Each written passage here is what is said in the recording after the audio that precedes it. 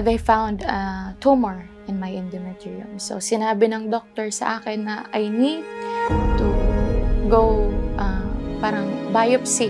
Nung narinig ko pa lang yon, wala na, umiyak na talaga ako. Iyak ako ng iyak. Cancer is parang nakakabigla siya na sabi ko sa kanila na, kay kapoy man.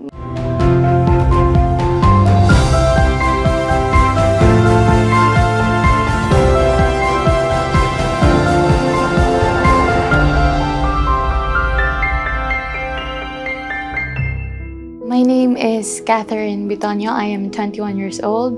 I'm studying here in Davao City as RadTech student, third year na po. Way back 2018 when naka-feel ako na yung symptoms ng PCOS. Na-feel ko na parang tumataba ako na hindi ko naman alam kung ano yung cause. Doon din nag-start na parang irregular yung menstruation ko. 4 months, 6 months, hindi ako dinadatnan ng menstruation ko. Talaga, ang daming pimples hindi lang sa mukha ko, pati rin sa body ko. Hindi ko pa rin siya pinansin. But my friend told me na parang, ito yung naramdaman niya na mga symptoms din about sa PCOS.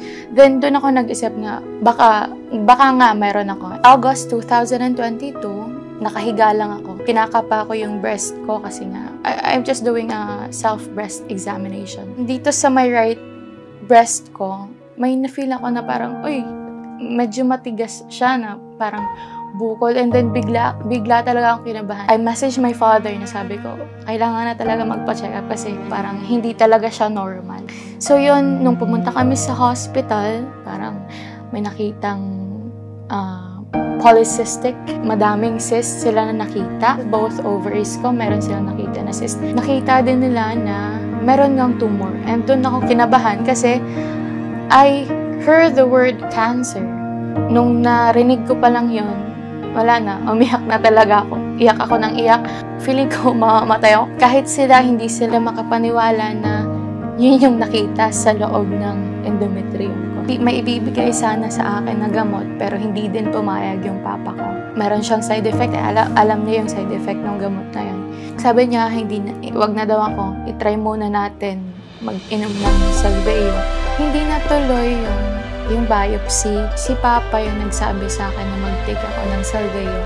So yun na lang, herbal talaga. At the same time, nag-change ako ng lifestyle. Lahat ng mga kinakain ko, puro gulay, prutas, tsaka isda lang. Si papa yung nagtitimpla pa. 3 times a day akong umiinom. 4 to 6 scoops every glass. Nagsimula yun September hanggang December. Doon na ako nagsabi kay papa na, what if magpa-check up tayo ulit? Gusto ko magpa-ultrasound ulit. Habang ino-ultrasound ako, nung tinignan niya, yung right, nag-normal siya. So, halos mangyak niya ako nung time na yun. And then, naiyak ako. Yung marinig mo na wala na yung tumor kasi nga, feeling mo cancer yun. Grabe, sobrang gaan talaga sa feeling mo. And then, hindi ko na napigilan, umiyak na talaga ako. Sabi ko sa kanila na, kay kapoy man. Sabi ng papa ko agad sa akin na, diba, sinabi ko sa'yo na okay mag-pick ng Salveyo. Nakita mo naman worth it naman lahat ng pagod mo, lahat ng exercise mo, pag-change mo ng routine mo, pag-take mo ng Salveyo. Nasanay ka na lang ngayon na para na siyang tubig kung iniinom. Clear endometrium ko, yung size ng uterus ko, yung lining, lahat. Everything was normal. So from that time, from December last year, until ngayon, September, every month, regular na yung menstruation ko.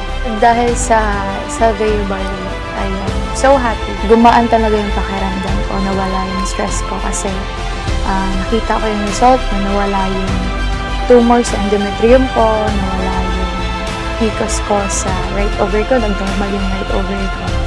And at the same time, nag-regular yung menstruation ko until now.